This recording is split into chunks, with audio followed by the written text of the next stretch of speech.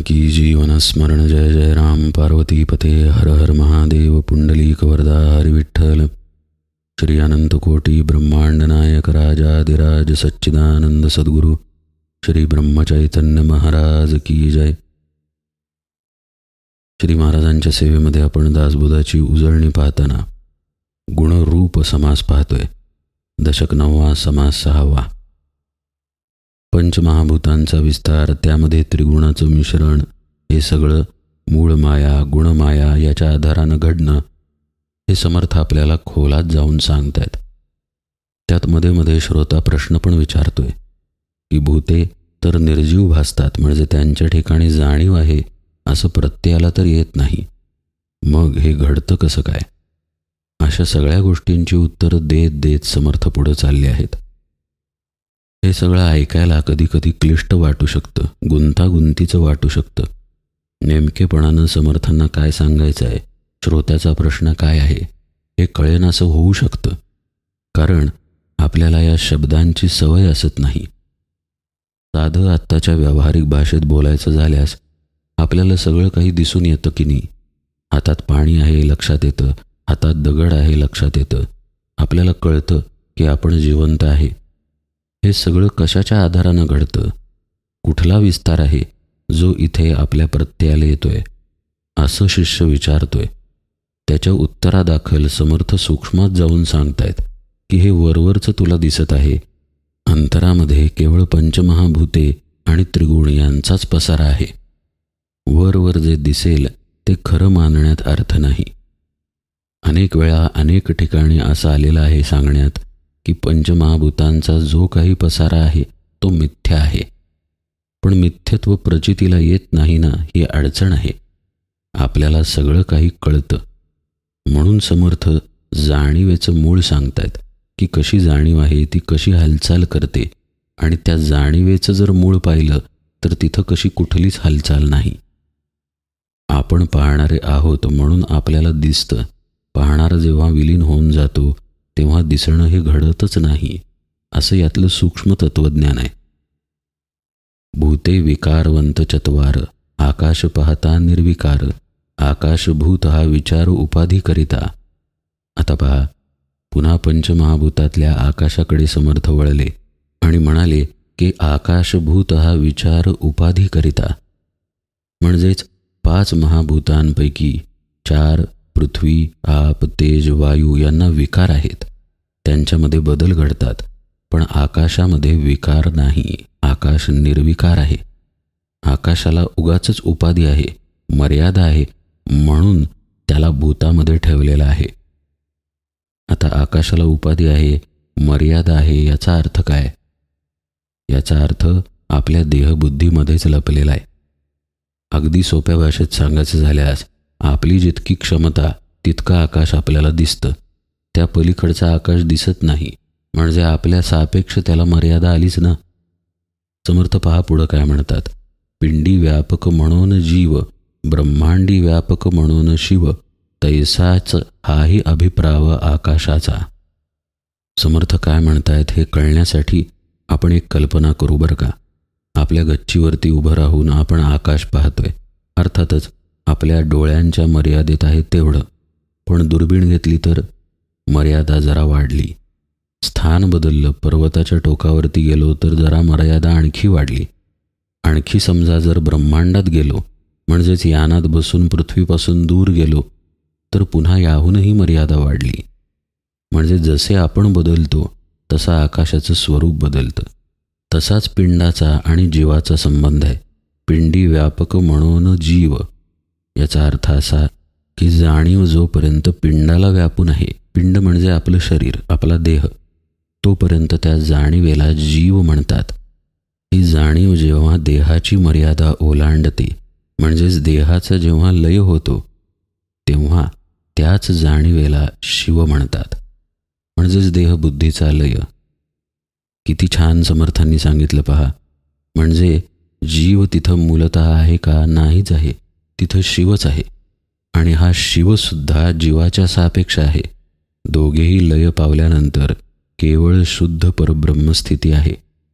पण आपण जिथे आहोत तिथून आपल्या सापेक्ष जीव किंवा शिव या गोष्टी ठरतात. देह मर्यादा आहे म्हणजे जाणीव देहापुरतीच आहे, तर मग तिथं तो झाला जीव. जेव्हा ती जाणीव विश्वाला ब्रह्मांडाला व्यापते तेव्हा मात्र तीच शिव होते. म्हणजे तिथे एकच जाणीव शिल्लक आहे. आपल्या व्याप्तीवरती सगळं अवलंबून आहे. मग पहा, व्याप्ती वाढल्यानंतर आकाश अमर्याद आहेच की, निराकार आहेच की. पण आपण मर्यादित असू तर जसा जीव पण मर्यादित आहे, त्याला मग विकार आहेत, त्याला आकार आहे, सगळं काही आहे, त्याला जन्म मरण आहे. तसंच मग आकाशालाही मर्यादा पडते. उपाधीमध्ये सापडले, सूक्ष्म पाहता भासले, इतुक्यासाठी आकाश झाले भूतरूप. समर्थ म्हणतात, आकाशाला दृश्यानं मर्यादा घालून ठेवलेली आहे, उपाधीमध्ये अडकवलेला आहे. आपण जेव्हा जाणीव रूपानं व्यापक होतो तेव्हा आकाशही व्यापकच होत जातं आणि लक्षात येतं की आपण आकाशामध्ये आहोत आणि आकाशही आपल्यामध्ये आहे. परब्रह्मासारखीच स्थिती. पण असं आहे, आकाश आपल्याला द्वैतानं कळतं, अद्वैतानं आकाश कळत नाही, अद्वैतानं कळतच नाही अशी स्थिती आहे. कळणं आणि न कळणं, जाणीव नेणीव अद्वैताच्या ठिकाणी लोप पावते. आकाश आपल्याला जाणीवेनं कळत असल्यामुळं त्या आकाशाला पंचमहाभूतात ठेवलंय असं समर्थ म्हणतात. पुढच्या ओळीत ते म्हणतात, आकाश अवकाश तो भकास, परब्रह्म ते निराभास, उपाधी नसता जे आकाश तेची ब्रह्म. आणखीन सोपं करून समर्थांनी सांगितलं, आकाशाची जर उपाधी निघून गेली तर तेच ब्रह्म आहे, दुसरं कोणतंही ब्रह्म नाही. असं पहा, मग या आकाशाला उपाधी लावली कुणी? हे सगळं आपल्या देहबुद्धीपाशी येऊन थांबतं. इथूनच उपाधी लावली गेलेली आहे. त्यामुळं आपल्या देहाचा लय झाला, मनाचा लय झाला की आकाशाचाही उपाधी दृष्टीनं लय होतो आणि तिथं केवळ ब्रह्म शिल्लक राहतं. आता हा साधनदृष्ट्या खोलात जाऊन आपण अर्थ पाहूया. आपण ध्यानाला किंवा नामाला बसल्यानंतर सूक्ष्म होत होत विचार म्हणजेच मन आपल्या सगळ्या जाणीवा वृत्ती याच्या पलीकडे पोहोचलो की शून्य स्थितीमध्ये जातो. एकदा शून्य स्थिती आल्यानंतर खरं पाहता तिथं आता परब्रह्माशिवाय दुसरं काही नाहीच आहे. पण तरीही आपल्याला आपली जाणीव असते. शून्याला पाहणारा तिथे साक्षी असतो, द्रष्टा असतो. तो द्रष्टा जोपर्यंत आहे तोपर्यंत त्या आकाशाला उपाधी आहे. हे आकाशच बरं का, शून्य असलेलं, काही नाही तिथे, वृत्ती नाही, कुठलाही तरंग नाही, काहीच नाही. पण तरीही आपण तिथे असतो. हे जे आपलं असणं असतं, असणं बरं का, आपलं तिथे जे राहणं घडतं ते जाणीव रूपानं घडतं.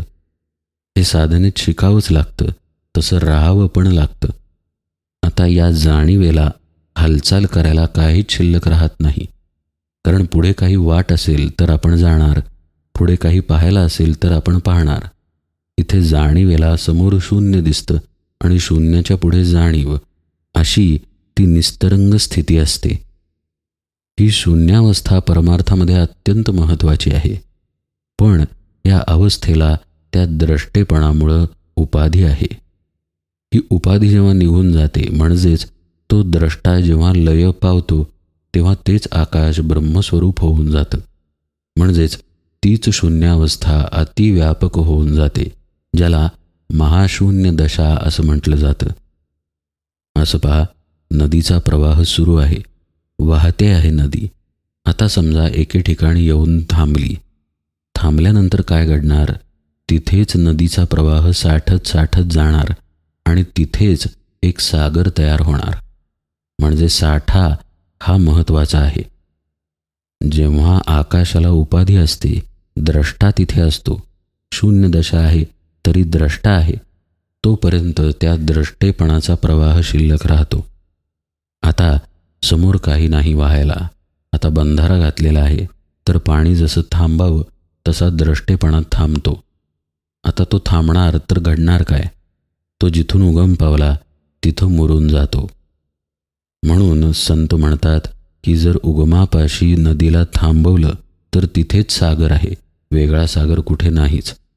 याचा अर्थ असा की द्रष्टेपणाला थांबवून द्रष्टेपणाच मुरला, विलीन झाला, लय पावला तर तिथंच आत्मस्वरूप आहे. हा द्रष्टेपणा आत्म्यातूनच उगवलेला असतो. त्यामुळं द्रष्टृत्व ठेवायला समोर काही नसेल तर तो द्रष्टा आत्म्यात विलीन होऊन जातो. या द्रष्ट्यामुळं आकाशाला उपाधी आली होती ना. आता हा द्रष्टा विलीन झाल्यानंतर आकाश राहिलं, पण तिथली उपाधी निघून गेली, म्हणजेच तेच विस्तार पावलं. एका बाजूला आकाश विस्तार पावलं असंही घडतं, तर दुसऱ्या बाजूला आपला देह पडून जातो, म्हणजेच देहाचा भाव पडून जातो. त्यामुळं जीवाचं शिवरूपात रूपांतरण होतं. शून्य वाढलेलं आहे, महाशून्य झालेलं आहे, म्हणजेच तिथं शिव आलेला आहे, म्हणजेच तिथं आता परब्रह्मस्थिती आलेली आहे. म्हणून समर्थ म्हणतात, उपाधी नसता जे आकाश तेची ब्रह्म, जाणीव नेणीव मध्यमान हेची गुणाचे प्रमाण, येथे निरोपिले त्रिगुण रूपे सहित. समर्थ म्हणतायत, सत्व म्हणजे जाणीव, तम म्हणजे नेणीव आणि रज म्हणजे जाणीव नेणीव यांचं मिश्रण. असे हे तीनही गुण त्यांची लक्षणं रूपासगट प्रगट करून सांगितली आहेत. प्रकृती पावली विस्ताराते, पुढे एकाचे एकची होते, विचारवंतची तया ते नेम कैचा. काळे पांढरे मेळविता पारवे होते तत्वता, काळे पिवळे मेळविता हिरवे होये. ऐसे रंग नाना परी मेळविता पालट धरी, तैसे दृश्य हे विकारी विकारवंत. एका जीवने नाना रंग उमटो लागती तरंग, पालटाचा लागवेग किती म्हणून पाहावा. एका उदकाचे विकार पाहता दिसती अपार, पाचा भूतांचे विस्तार 84 लक्ष योनी. सगळ्या विस्ताराचं वर्णन समर्थांनी केलेलं आहे. वेगवेगळ्या ढंगानं हा विस्तार समोर येतो. अनेक रंग जसे समोर येतात, अनेक रंगांचं मिश्रण होऊन अनेक रंग तयार होतात, तसा हा प्रकृतीचा विस्तार झालेला आहे. पहा बरं का, विस्तार झाला त्रिगुण पंचमहाभूतातून, पण इथं सगळीकडं उपाधी आहे. म्हणून आपण तिथं मीपणानं पडलो की हा विस्तार आपल्यासाठी असून नसल्यासारखा आहे. नाना देहाचे बीज उदक, उदकापासून सकळ लोक, किडा मुंगी स्वापदादिक उदकेची होये. सगळं काही जळामध्ये निर्माण होतं, म्हणजेच सगळे प्राणी. आता हे आजच्या शास्त्रज्ञांना जे माहीत आहे ते समर्थांनी कित्येक वर्षांपूर्वी सांगून ठेवले. शुक्लित श्रोणित म्हणजे नीर, त्या नीराचे हे शरीर, नखे दंत अस्ति मात्र उदकाच्या हाती. मुळ्यांचे बारीक पागोरे, तेणे पंथे उदक भरे, त्या उदकेची विस्तारे वृक्ष मात्र.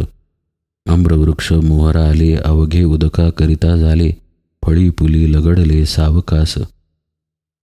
कसा विस्तार पसरत गेला हे समर्थ सांगतात.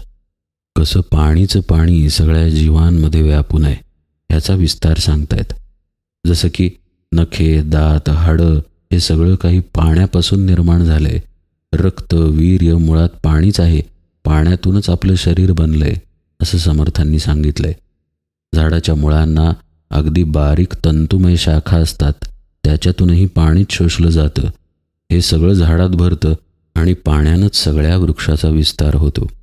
पाण्यामुळं आंब्याच्या झाडाला मोहर येतो, झाडांना फळांचा फुलांचा बहर येतो. सगळं काही पाण्यामुळं. समर्थ म्हणतात, खोड फोडून आंबे पाहता, तेथे दिसेना सर्वथा, खांद्या फोडून फळे पाहता, बोली साले. किती छान सांगितलंय पहा. आंब्याच्या झाडाला आंबे लागतात, म्हणून जर आंब्याच्या झाडाचा बुंधा फोडला आणि त्यात आंबे पाहायचा प्रयत्न केला तर ते दिसणार नाहीत. तसंच आंब्याच्या फांद्या फोडल्या आणि त्याच्यामध्ये आंबे पाहायचा प्रयत्न केला तर फक्त ओलसरपणा दिसेल. मुळापासून शेवटवरी फळ नाही तदनंतरी, जळरूप फळ चतुरी विवेके जाणावे.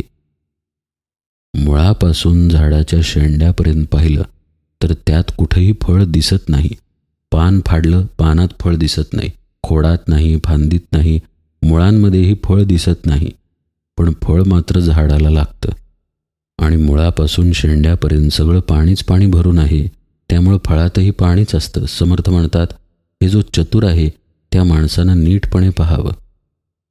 पुढे पहा, ते म्हणतात, तेची जळ सेंड्या चढे, तेव्हा वृक्ष मात्र लगडे, एकाचे एकची घडे येणे प्रकारे. पत्रे पुष्पे फळे भेद, किती करावा अनुवाद, सूक्ष्म दृष्टीने विशद होत आहे.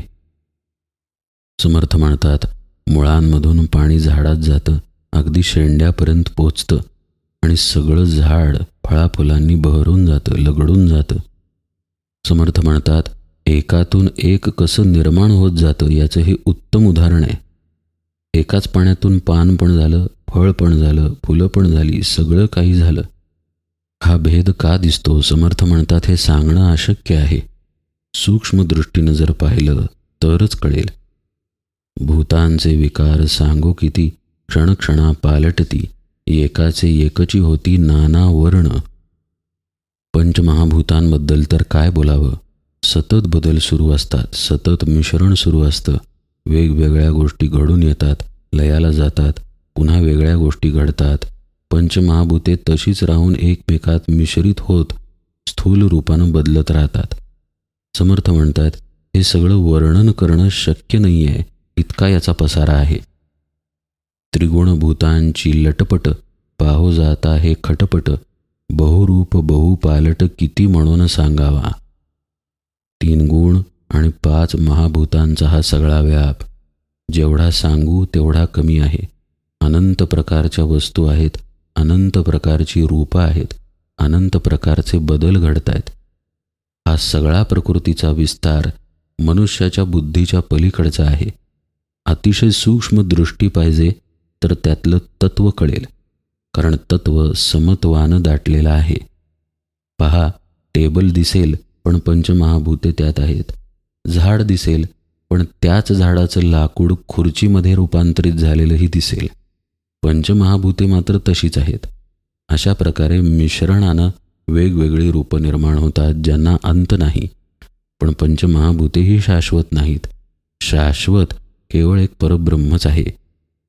समासाच्या शेवटी समर्थ म्हणतात, ये प्रकृतीचा निरास, विवेके वारावा सावकास, मग परमात्मा परेश, अनन्य भावे भजावा.